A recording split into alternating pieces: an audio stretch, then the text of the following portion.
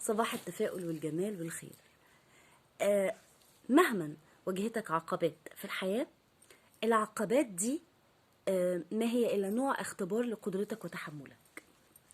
مهما لقيت في الدنيا مشاكل، دي برضو نوع من أنواع اختبار طاقتك وتحملك. طيب، احنا بقى كبني أدمين مؤمنين ومسلمين وموحدين بالله نعمل ايه؟ رقم واحد، ربنا قال وخلقنا الإنسان في كبد. كبد بمعنى شقاء، وبمعنى برضو ان انت لازم تقاوح مع الدنيا وتعافر معاها. انت وظيفتك كمخلوق في الدنيا ان انت تسعى، ان انت تعبد، ان انت تواجه. هو ده دورنا، وهنرتاح. مش كله شقاء، لا، في راحة. عشان كده اي انسان قدام منك يحطم لك معنوياتك، يحطم لك كيانك، ارميه ورا ظهرك خالص وابتدي شوف حياتك، شوف دنيتك، شوف انت عايز تعمل ايه. واجه وعافر وخليك يعني اتحدى اي حد قدامك. تخيل ان اي حد قدامك مش عايزك ان انت توصل، مش عايزك ان انت تبقى حاجة. لو حطينا هدف ان اللي قدام مننا مش عايز يخلينا نوصل، او مش عايز يخلينا ان احنا نبقى حاجة، والله العظيم اقسم بالله بجد فعلا هنوصل لقمة النجاح. لما بحط هدف قدام عيني بوصل. يعني انا دلوقتي مثلا عايزة اعمل حاجة، بسعى عشان اعمل حاجة. طول ما الحاجة دي قدام عيني هشتغل، هاكل الشغل، هسعى. مش هيهمني اي حد قدام مني.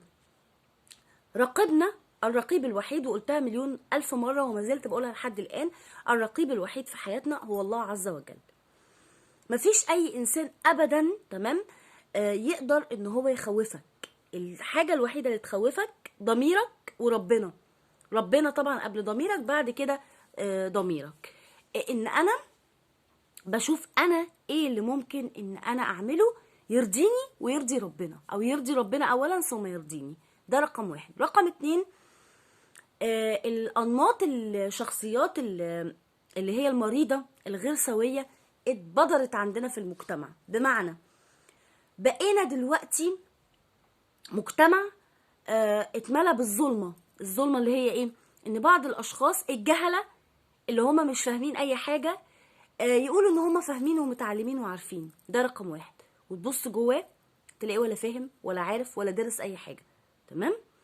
فده ممكن ان هو، ده مش ممكن، ده اكيد هيوديك في حته، ده يعني في حته تانية هيوديك في 60 داهيه، هيوديك في نصيبه لو انت اتبعته.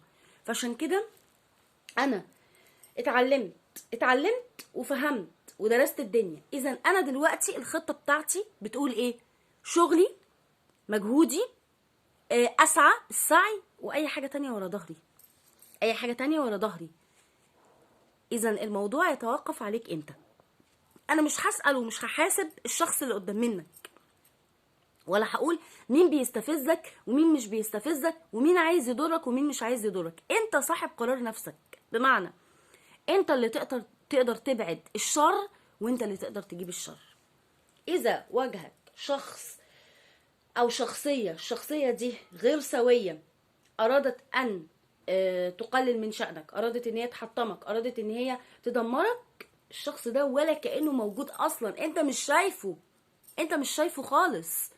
تمام؟ لانك لو مجرد بس التفكير فيه، انت كده حطيت اول نقطة في فشلك في حياتك، اول نقطة فشل، اول نقطة تحطيم لحياتك كلها، تدمير لحياتك. طب وانا ليه احط نقطة تدمير وليه اعمل كده؟ الشخص اللي قدام مني لقيته غير سوي وغير عاقل، ولقيته ان هو شخص هيوديني في 60 داهية، او حسيت ان هو منفسن، او حسيت ان هو مش فاهم، وهقود ده ورا ظهري. وبعدين لا تعطي سرك اطلاقا اطلاقا لاحد. نصيحة لوجه الله، نصيحة لوجه الله. لا يوجد في هذا الزمن شخص يؤتمن على سرك. الاب والام والاخوات ما بعدهمش حد تاني. عايز تدي سرك اديه لامك، ابوك، اختك، اخوك. واحيانا بعض الاخوات بياخدوا الاسرار، يعني الا من رحم ربي. ولكن الاسرار تعطي، انا مش شايفه ان سرك يتعاطى لنفسك بس، ان ما يتعطاش لحد. السر احيانا بيكون سلاح ذو حدين. بمعنى ان انا مثلا لو احتفظت بيه لنفسي هكسب، لو طلعته بره هيضرني، هيأذيني. فهو كده لازم ان احنا زي ما بيقولوا ايه، ننغلق شوية على نفسنا. لا تهتم بالآخرين، بمعنى لا تهتم بكلام الآخرين أمامك، لأن ممكن كلامهم يأثر عليك بالسلب.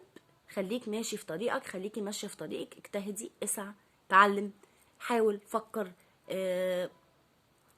نشط نفسك. أكيد ربنا بيكافئ كل واحد وبيدي كل واحد على قد ضميره، والسعي مطلوب، والسعي عبادة، وربنا عمره أبدا ما هيخذل أي حد بيسعى. أنا ببقى مبسوطة جدا لما بعمل لايف أو لما بعمل فيديو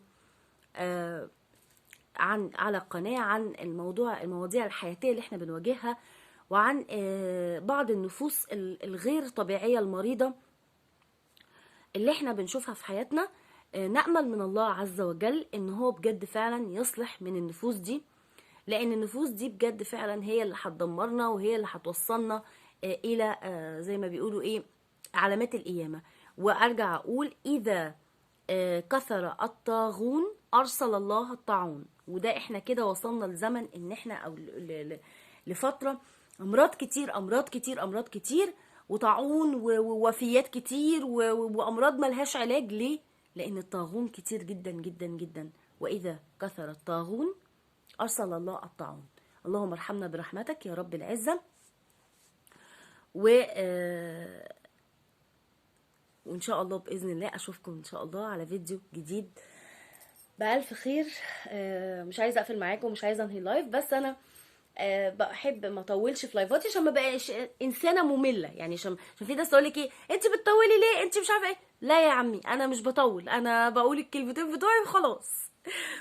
اشوفكم على خير ان شاء الله في فيديو جديد ان شاء الله باذن الله. واتمنى من الله عز وجل ان كل الناس اللي بيتابعوني ننقي شويه النفوس، نقوها نقوها نقوها. يلا السلام عليكم.